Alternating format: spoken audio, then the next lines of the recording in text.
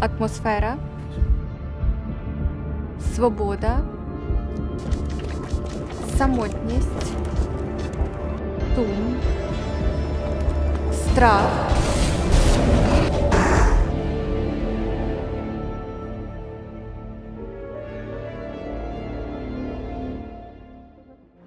Scene 3, take 1. Мене звуть Марія Григорович, я креативний директор Stalker 2. Ми сьогодні познайомимо вас з нашим світом і нашою грою трохи більше. Ми покажемо проходження одного з квестів на регіоні Болота. Ми сподіваємося, що наприкінці цього відео вам стане зрозуміліше, що це за світ і як багато душі і сил ми у нього вклали. Мене звуть Євген Григорович. На Stalker 2 я гейм-директор і керівник студії. Роблячи Stalker 2, постійно мали дивитись назад на той успіх, котрий заклали розробники першої частини, бо ми не можемо зробити менше, ніж якийсь новий рівень. Всім привіт! Мене звуть Дмитро Ножко, і я є Lead Level Art GC Game World. І я відповідаю за те, щоб світ Stalker 2 був великий, красивий та візуально цікавий. Stalker 2 зайняв особливе місце в моєму серці. Чорнобильська катастрофа – це історія моєї родини і моє дитинства. Реальна зона мене оточувала, лякала, але водночас надихала і надихає досі своєю мертвою стурботністю та незримою, але смертельною небезпекою. І тому досі вчизове безліч місць, у яких відчувається привід того часу. І на руїнах цього реального світу ми створили наш світ, давши в нього свою унікальну історію. Привіт, мене звати Ігор Довготелес, я тімлід відділу синематиків, і ми працюємо в грі над катсценами. Цей світ для мене дуже важливий, тому що можна впевненістю сказати, що я, як і всі розробники цієї гри, ми проводимо в ньому більшість часу останні роки. Його не можна порівняти, поставити поряд іншу гру, бо такої іншої гри немає.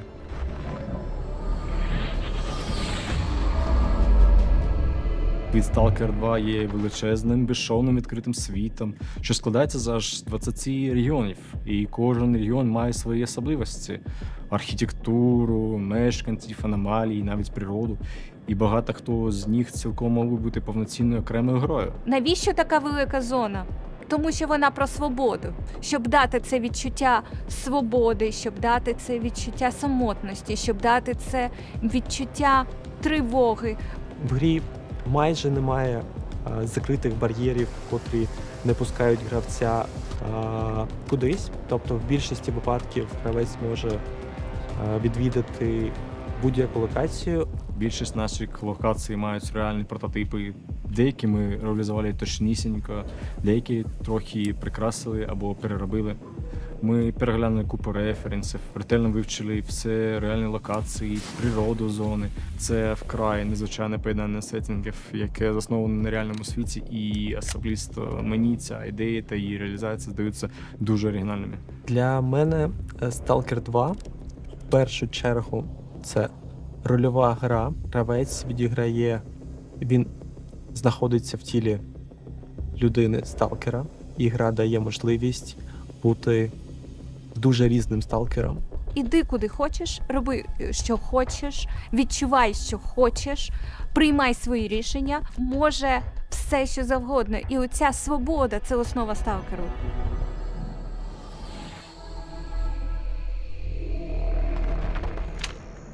Скіф перше потрапляє на болото.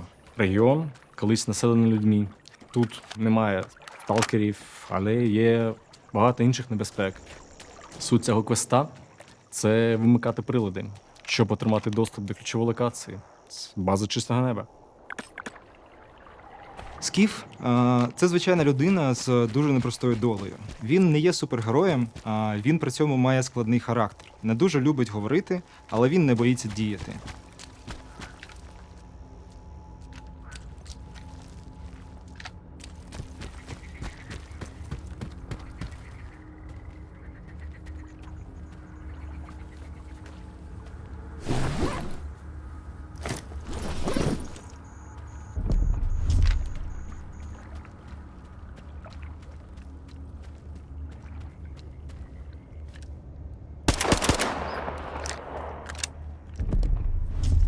За одне проходження ви не зможете подивитися весь контент та познайомитись з усіма, в залежності від ваших виборів. Ви будете отримувати трохи різну історію, трохи різні квести, стикатися з кимось новим. Якщо ви будете потім перепроходити, ви будете опинятися на іншій стороні барикад, так сказати, і дивитися на це іншими очима.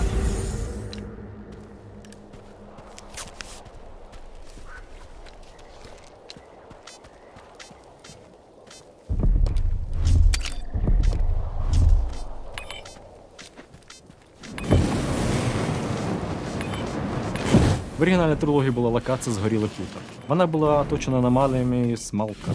Як ви бачите, вони вся ще тут. Це аномальне поле смалок, в якому ми знаходимо артефакт за допомогою детектора. Ми провели велику роботу, щоб дозволити гравцям глибше поринути в основний сюжет гри. Ми прагнули візуалізувати події та персонажів, з якими ви зможете познайомитися, і чиї цілі та бачення ситуації можуть вам відгукнутися. Зрештою, вибраний вами шлях відкриє вам зону з унікального боку.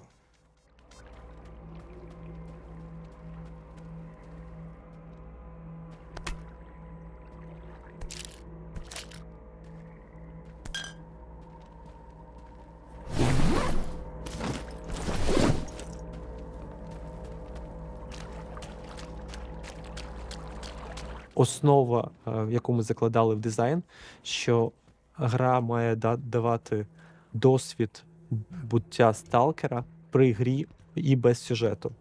Напевно, один з основних рушіїв прогресії гравця, сили гравця – це знаходження в світі нового еквіпу, або зброї, або атачів до зброї, апгрейдів.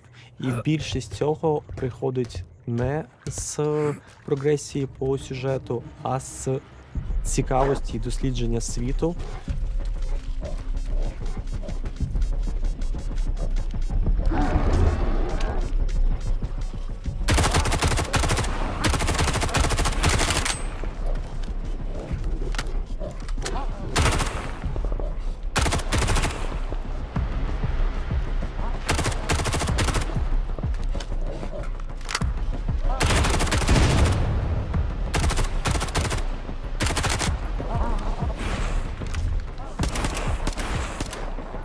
У цій зоні на гравця спочатку нападає сліпі собаки, а потім псевдособака.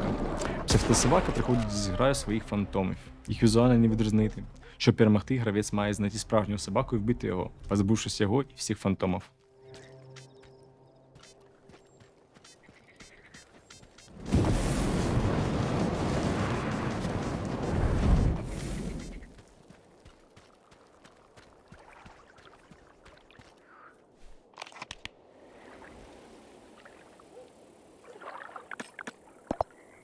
To all Clear Sky personnel, we have been forced to leave the base. It is impossible to determine the exact date of our return at this time. In order to keep the base secure in the absence of scientific personnel, I have reconfigured 5 emission monitoring beacons. In addition to reading higher order Psi effects, their functionality has now been supplemented with the emission of Psi radiation into the surrounding environment. I hope that this will be enough to keep everything intact until our return. З аудіологу ми чуємо, що якийсь каланча розповідає про те, що їх група залишила цю місцевість і залишили включеними певні маяки, котрі служили їм для того, щоб попереджувати про викиди. У них налаштували псі-радіацію для того, щоб захистити свої позиції. Псі-радіація, вона вас вбиває. Тому це скоріше як попередження і додаткове розуміння, як з цим діяти.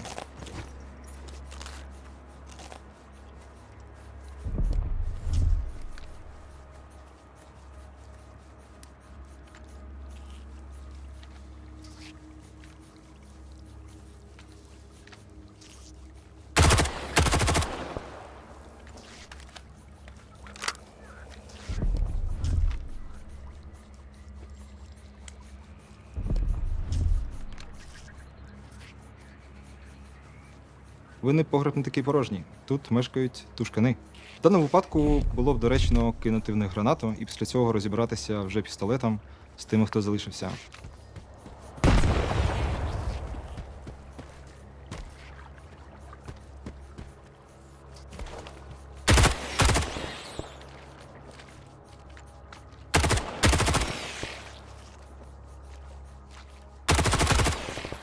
Не забуваємо стежити за станом скіфа.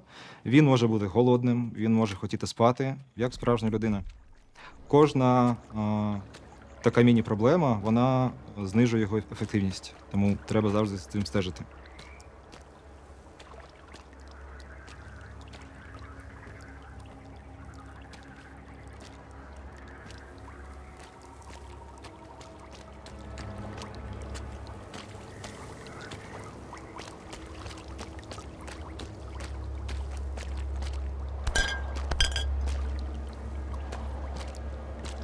В оригінальній трилогії багато локацій були недоступні гравцям, і в Stalker 2 ми відкрили їх. Наприклад, цей церковний льох. Тут не можна було побувати в оригінальній трилогії.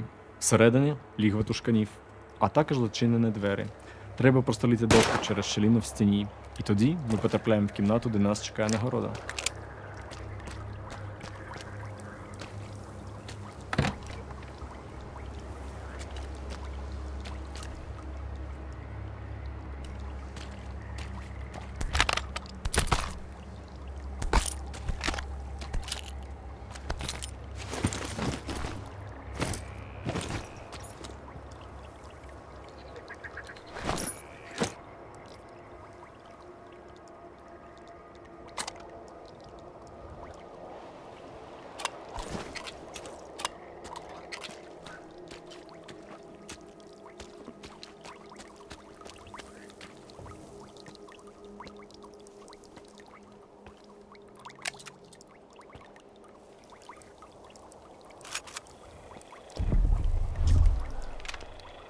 Тут ми бачимо церкву. Це центральна і найпомітніша локація району болото.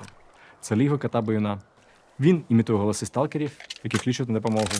Недосвідчений сталкер йде на голос і потрапляє в пацюрить цьому мутанту.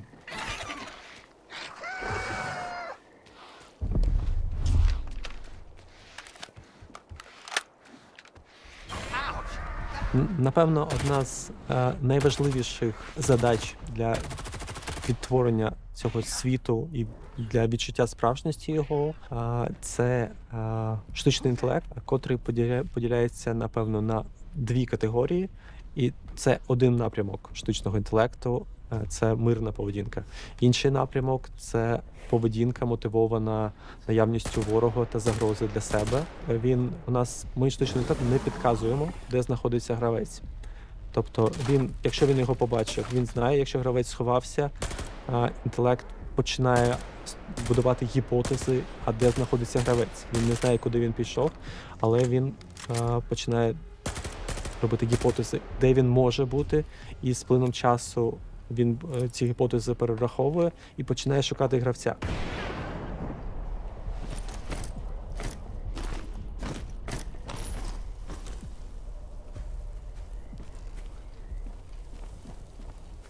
Для сталкеру ми реалізували доволі багато різноманіття в зброї, тому сумарно це виходить 35. У зброї є великий потенціал для різноманіття, тому що одна і та сама зброя з різними апгрейдами або атачами починає відчуватись інакше.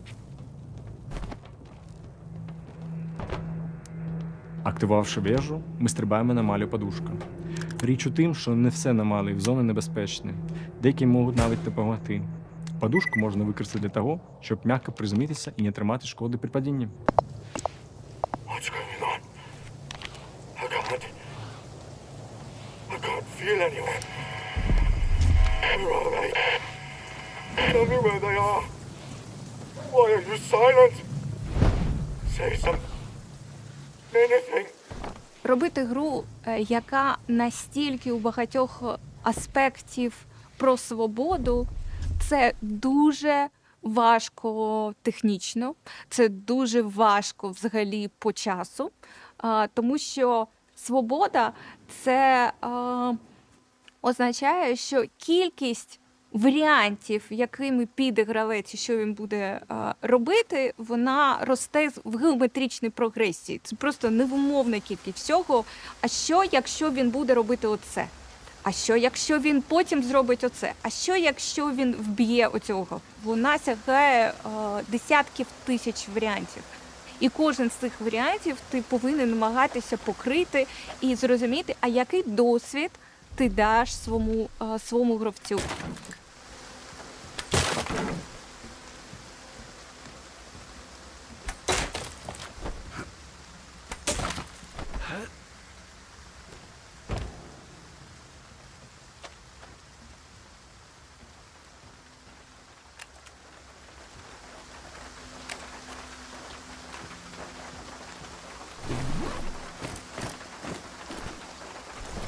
Хтось на вишці давно залишив снайперську гвинтівку.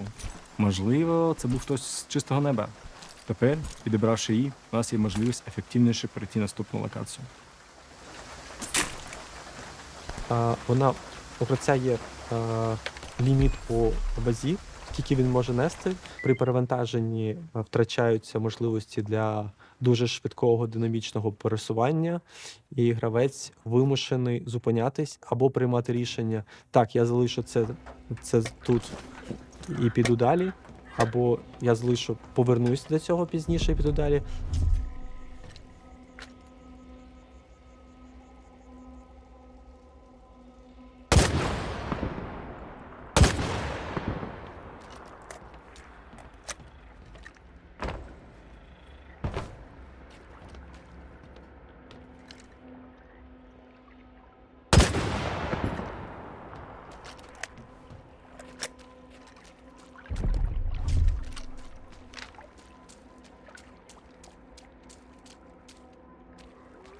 Вони встають, це зомбі.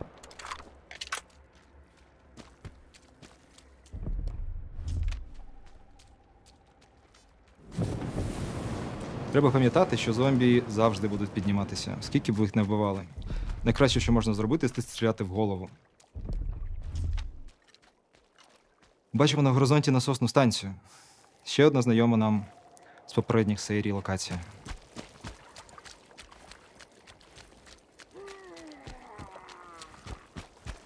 І бачимо, що вся станція кишить зомбарям. В даному випадку нам дуже в нагоді. Зброя з гарною оптикою. О, і тут контролер. Тож нам треба як можна скоріше добігти до контролера і покінчити з ним. А кожна його атака підвищує рівень псі-радіації і повільно нас вбиває.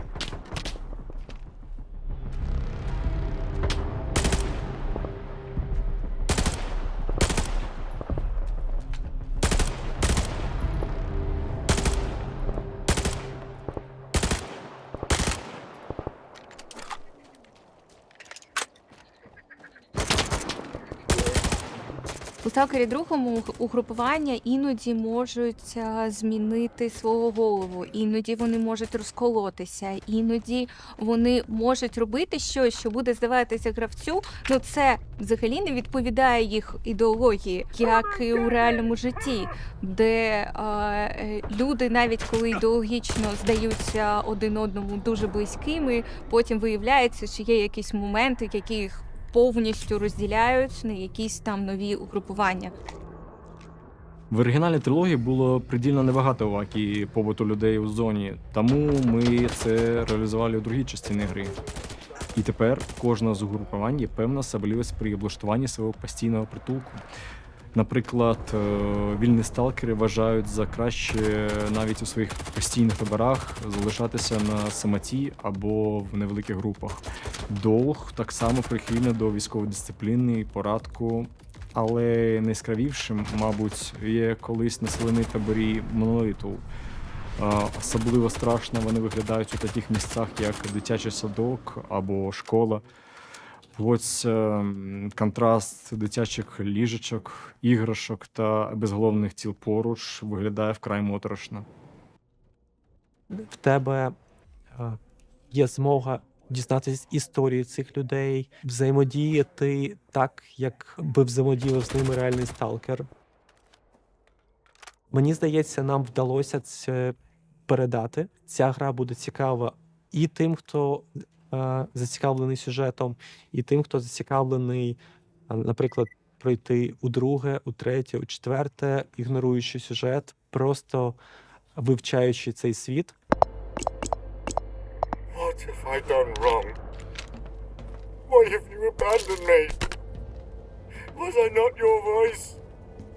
What have I done to deserve your silence?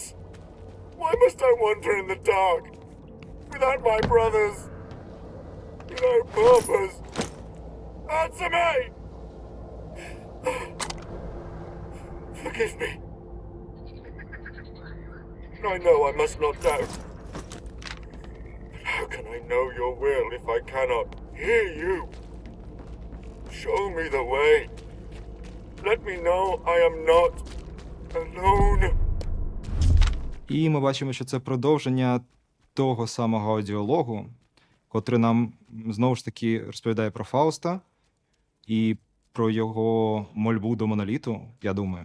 Тому що ми знаємо, що після відключення псі-установок більшість монолітівців прокинулися і перестали чути голос моноліту.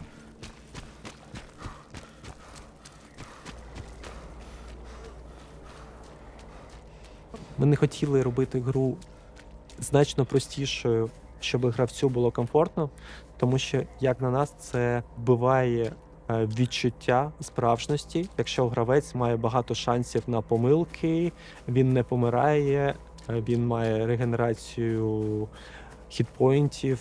Ні, тоді це не сталкер. Ця постійна динаміка і неочікуваність, вона, як на мене, створює саме цей цікавий досвід, котрий після закінчення бою, коли починається якийсь момент затища, пережити і відчути ці кайфові моменти, котрі в тебе були, і ті рішення, котрі ти мав швидко прийняти, щоб вижити в цій ситуації.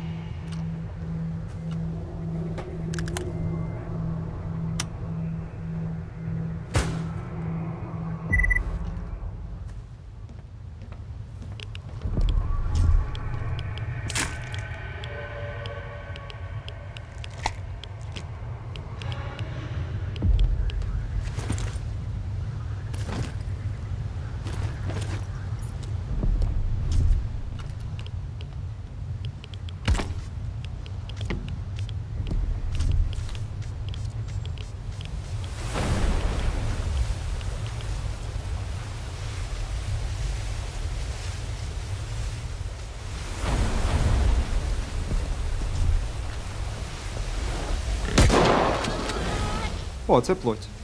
Плоть — це колись була свинка. Всі мутанти зони мають предісторію. Лоць це колишня домашня свиня. Над собаками проводили експерименти. Контролер був колись людиною, тому він так само намагається влаштувати свій повод як людина.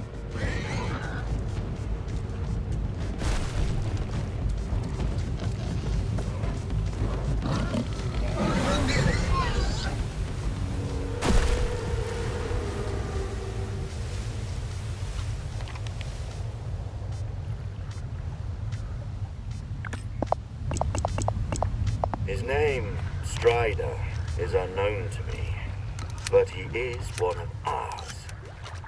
You are the one who sent him to me. I know it. He says our brothers are scattered all over the zone, lost, with no memory of themselves. He too did not know who he was. But that doesn't matter anymore. Strider and I will find the others and help them remember. Whatever has forced you to remain silent, we shall find the reason and set things right together. This I swear. Тобто в сталкері ти не качаєш свій рівень левел 1, 10, 15, 80, 100. Ти прогресуєш тим, що ти починаєш краще знати цей світ, швидше реагувати. Як на мене, це саме те, що гравці очікують від сталкера. Ну, мені здається, нам вдалося досягти балансу, коли для гравця гра одночасно і челенджева, і одночасно залишає великий простір для винагороди.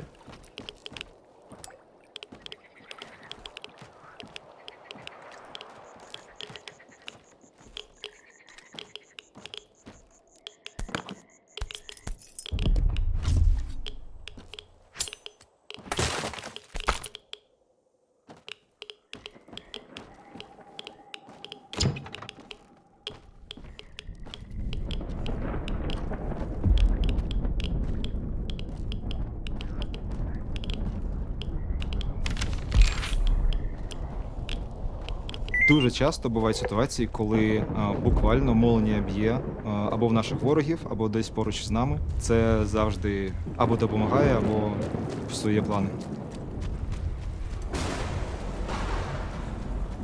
Ми взялися за один з найскладніших в історії українського геймдеву, як мінімум, проєктів, і найскладніший для нас. Ще на початку це було дуже амбіційно.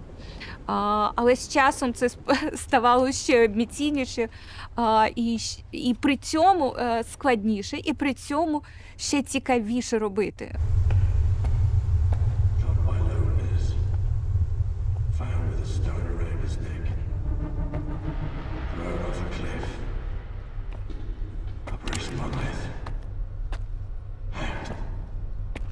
Torn apart by dogs. Killed. Missing. Pripyat. Killed. Dead. Wild Island.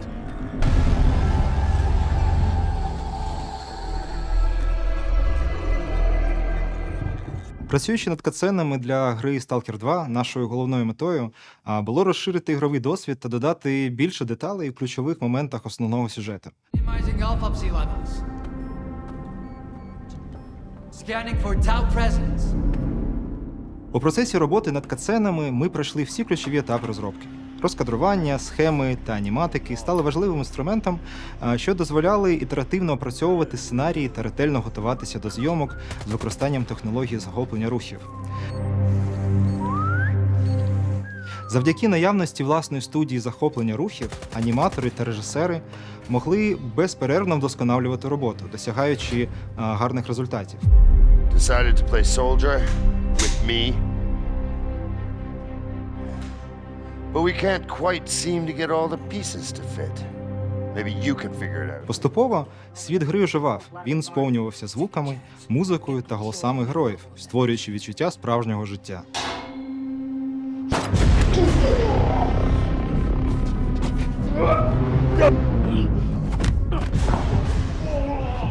Можна впевненістю сказати, що для гри Stalker 2 ми розробили до 3 годин катсцен. Це більше 43 одиниць. Це майже як велике кіно всередині великої гри.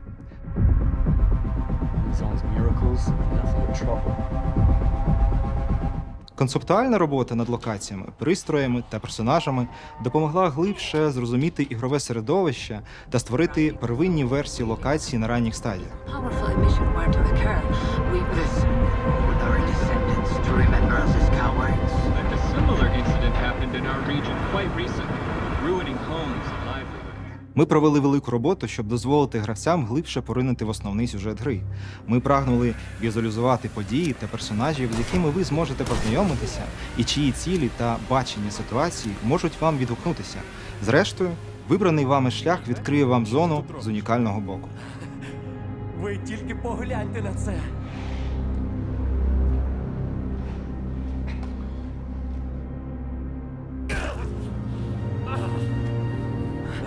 Однією з найважливіших функцій катсцен є ретельне опрацювання та деталізація ігрових персонажів.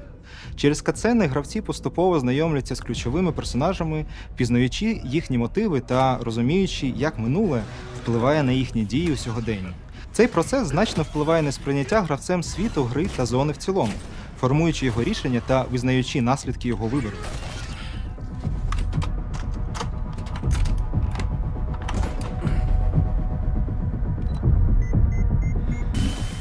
над цими катсценами працювала абсолютно вся студія, тому що починаючи від моделей, продовжуючи локаціями, частиною ігрового світу, персонажами, тим, як персонажі звучать, які у них голоси в українській локалізації, в англійській локалізації, те, як звучить музика, те, як звучить саунд кожної секунди, кожної катсцени, те, як рухаються персонажі, те, як рухається у них обличчя, як все це працює загалом. Це робота всієї команди, всієї студії. І при цьому всьому, я думаю, що ми витратили на це все майже 3 роки інтенсивної роботи. Тобто ми знаходимося зараз біля тої точки, коли все це піде у відкритий світ, у відкрите життя. І дуже хочеться побачити, як люди сприймуть це все.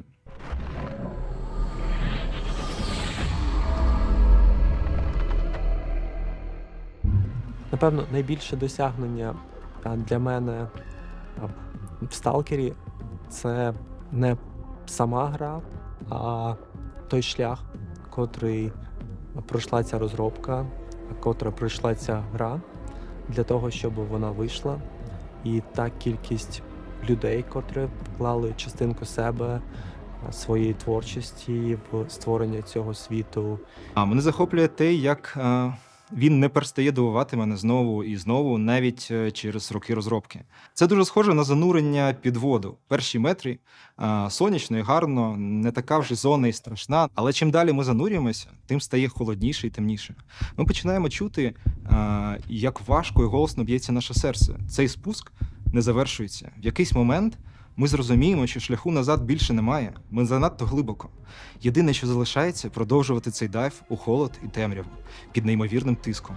Дуже мало шансів вижити, єдина надія на чудо. Там, десь глибоко у безодні. Навіть якщо б нічого цього не траплялося, це був би вже величезне досягнення почати проєкт і зреалізувати його. Зі всіма цими складностями я відчуваю нас, як що ми супергерої. Неможливо зробити щось подібне, як цей світ, і цей сюжет, і ця гра, коли ти один, чи коли тебе мало, чи вас мало. Тільки командна робота і кооперація справжніх талантів, спеціалістів у своїх напрямках. Тільки за таких умов, через череду певних поразок і перемог, можливо прийти до моменту, коли щось нове, таке велике, величне і масштабне справді створюється і починає своє життя. Я справді пишаюся бути саме частиною цього.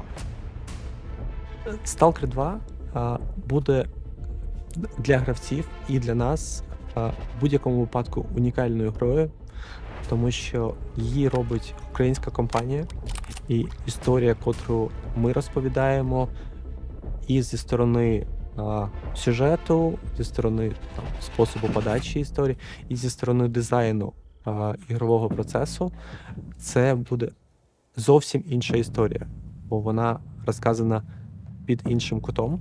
Це можливість більше заінтересувати, познайомити, зацікавити людей з усім тим, що є для нас рідним і українським. Ми мріємо, щоб ви закохалися у цей світ, щоб ви могли себе уявити в ньому, щоб ви могли знайти себе в ньому, щоб ви отримували задоволення від процесу, не думаючи про кінцевий результат. І навіть якщо це буде просто задоволення від класного шутеру від першого лиця, ми сподіваємося, що ви його запам'ятаєте, тому що він інакший, він живий. Все, що ми робимо, це для того, щоб вам сподобалося. Ми мріємо, щоб так і було. В проєкті займатися розробкою цієї гри і працювати з цими людьми, цією командою. І це була найкраща подорож по розробці за моє життя.